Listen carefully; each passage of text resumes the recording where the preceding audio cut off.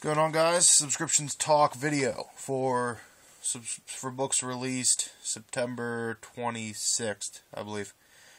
I should probably look at these dates before I make these videos. I never know the date they're made, or I never know the date they're released. But anyway, not a dud in the bunch this week. Pretty excited about it. The only negative aspect that I saw to this week's books were, you see a lot of these Marvel books are ending, and then this Punisher right here is the last issue.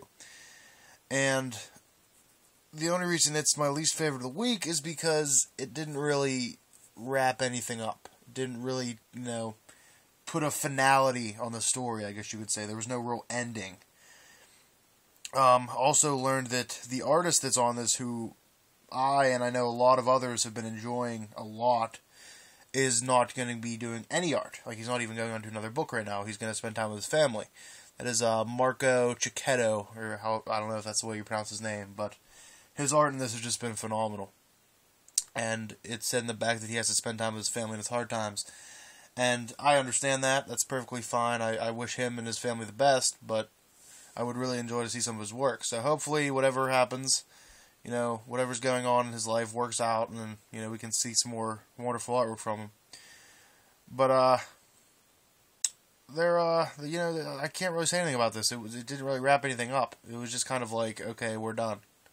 Like, it was almost forced upon the book, which maybe it was, I don't know. But this cover is pretty incredible. Superman, issue 0. Now, this could have been a lot higher, had it not kind of confused me. I mean, as along with probably anybody else who has ever even heard of a comic book and pretty much knows Superman's origin. And there were some tiny twists and turns in here about how, his dad was actually inside of the core looking at it, and he found this weird substance. And then there's, it's been known that the Eradicator is the one he's trying to commit cosmicide. Just the end of everything. He's going to destroy Krypton himself, and it's his plan. But then it has Superman telling the story of his dad and of this. But then he's there. It says he knows this because he was there. And that doesn't even make sense. I have no idea what is going on. I was just very confused by that. If anybody read this and maybe understood it or caught what they were trying to do, please let me know, because I have no idea. It didn't make any sense to me. Although I did enjoy the kind of Kree looking costume he has here with the planet there on the cover. Deadpool 61. This book didn't have a lot of Deadpool in it. I mean, he was there a little bit, but it was more the story about the failed agent who tried to apprehend him and then had to retire from whatever bureau she's in. And the Hitmonkey's only in it for a couple minutes too.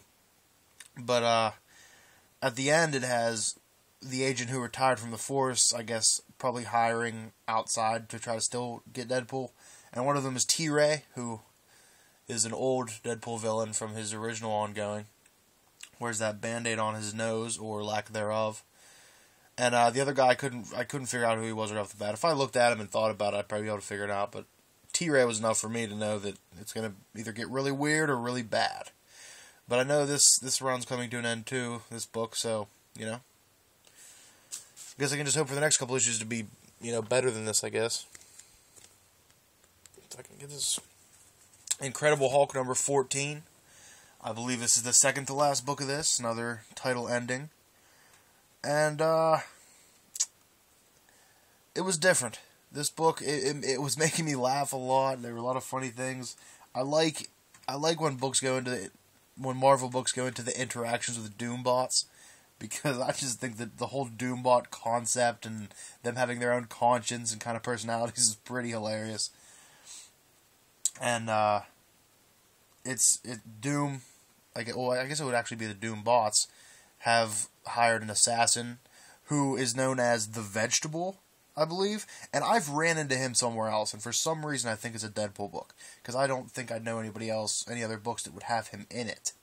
But he's like a mental assassin. He's been in a coma since he was 12. He's developed mentally to try to, I don't know. He's super powerful now though, and I've definitely ran into him somewhere else. But the Doombots have hired him to kill Bruce Banner and the Hulk. and the Hulk said he's going to kill Dr. Doom. So the next issue is definitely going to be Hulk versus Doom, which is always a great fight. But I like this. I did. I mean, I like this whole series. All 14 issues were pretty good. And I don't know. I hope the next series is good. Gambit 3. And I noticed a lot of people are not liking the series. And me, on the other hand, I really do enjoy the series. I like this take on Gambit. I like the female character as well. And then this book just adds a lot more kind of mystery behind her, but also adds a lot more, story to go. That made a kind of a drastic difference too, like a drastic turn in the story. The relic is still siphoning life out of Gambit, and they need to find its twin, so it will escape him and join with its twin. And they travel to Guatemala, and they find this temple, I guess, this giant buried temple, and they eventually find his twin. And as the two relics start to combine, she announces that she needs the power of the gods, and so she can control her own life. So she's just developing her character more. We're seeing more of her mystery behind her character, but then the dragon shows up. So yeah, we kind of went from this big, what's going on. It's still believable to now there's a dragon. And I don't know. I mean, I've never really thought of Gambit versus a dragon as a fair fight in Gambit's terms. But I guess if he can charge anything, I guess he could beat a dragon. It's just, I did not expect a dragon in this title, at least not this early. So I don't know. We'll see. See how it goes. Definitely not going to drop it. Extreme X-Men 4. Very fun title to read. I'm really enjoying this title. I mean, the story's not that strong. It makes sense as an overall, kind of bubble story, but it's not that strong. And I enjoy it. And as much as I do not want to say this, and as much as I hate saying this, the Dazzler is growing on me. I've come to like her more and more over these 4 issues of Extreme X-Men. And in this one, they're onto a new dimension, which is the kind of Old West / steampunk-esque dimension. And this is kind of the dimension that made me want to buy the book originally, because I saw, previews for it or something.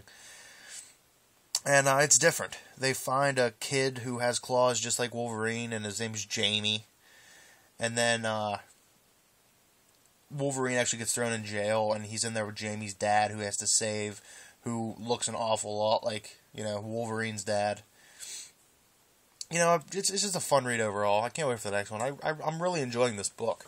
So, I mean, it's a lot of people probably aren't, so I should probably enjoy it while it's still out. The Flash Zero issue. The last Zero issue I will read from DC. And I don't mean that, because it does a negative. I mean that because this is the last one I received and Zero month is over. But it was okay. I mean, just because I love The Flash so much is probably why it's this high on the thing.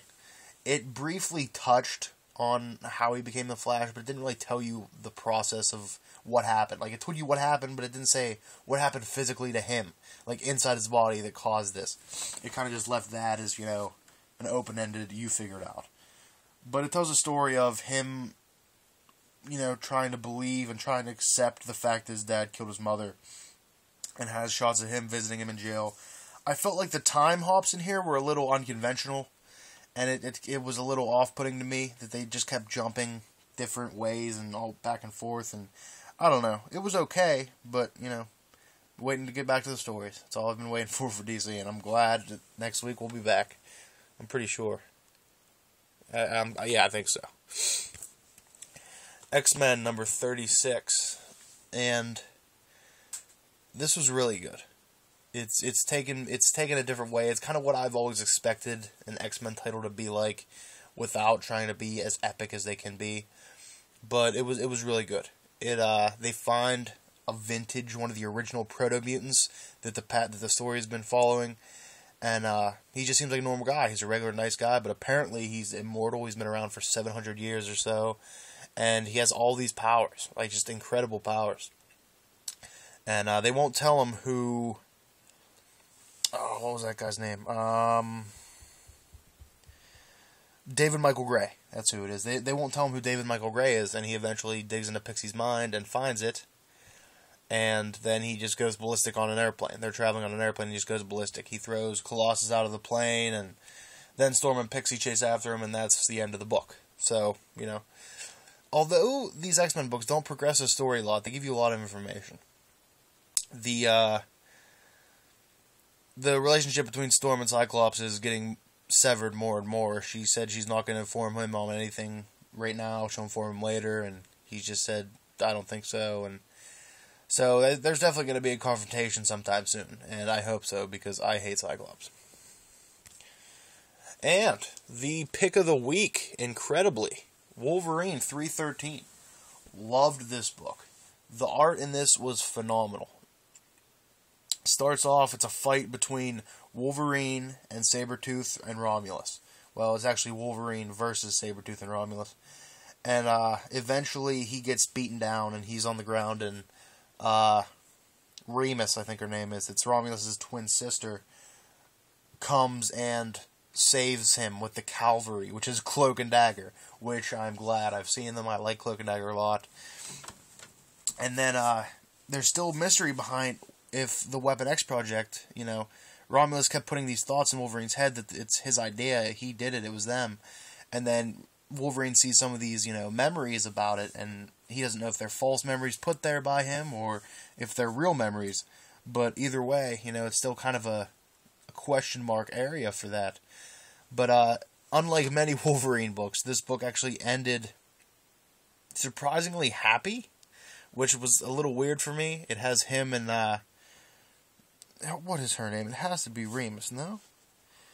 Yeah, Remus. It has him and Remus, like, in the ocean, like, kissing, and it said he deserves a happy ending. And I enjoyed that, because it was definitely a big switch up from a lot of the Wolverine books that I've read. You know, I don't know if Wolverine's ending or not. I don't think it is. But, I mean, you know, there's really no reason to end it, because it's, you can kind of go anywhere with it because of his, you know, no memory. But, yeah, that's the pick of the week this week. It was unbelievable. I recommend anybody to Wolverine this week, at least this week, although it is the wrap-up of a storyline, so maybe pick up the whole arc or something. But, like I said, no duds this week. Pretty pumped about it. Hope you guys enjoyed the video. And remember, have a great day.